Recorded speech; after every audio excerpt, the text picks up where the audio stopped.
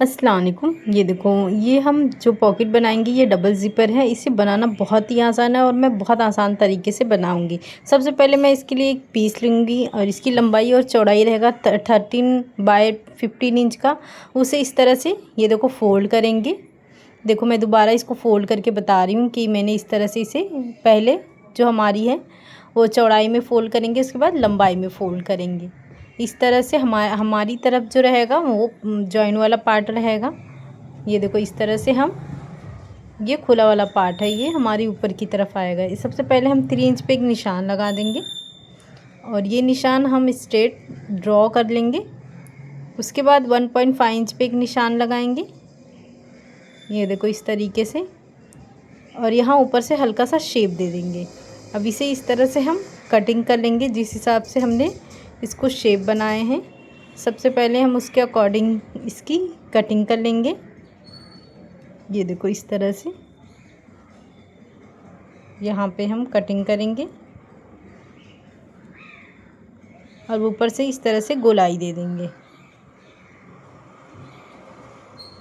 ये देखो, ये हमारा परफेक्ट कटिंग हो गया है। ये देखो, इस तरीके से।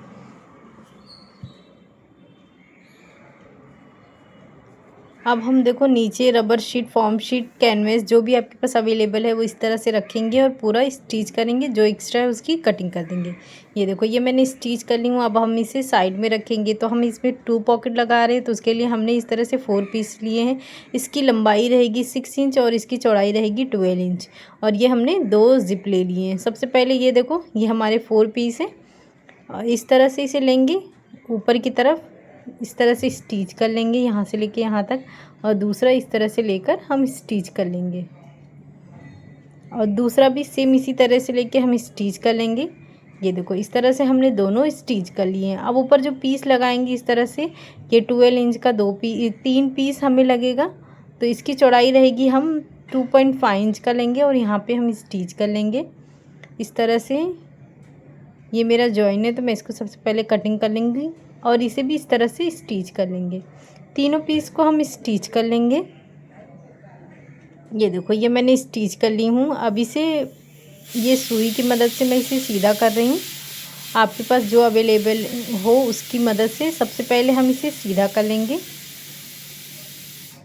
ये देखो, इस तरह से हमने इसे सीधा कर लिए हैं। तीनों को भी मैंने सीधा कर ली हूँ। अब सिलाई वाला पार्ट बीच में रखते हुए जो अभी हमने सिले हैं यहाँ ऊपर की तरफ रखेंगे और स्टिच करेंगे।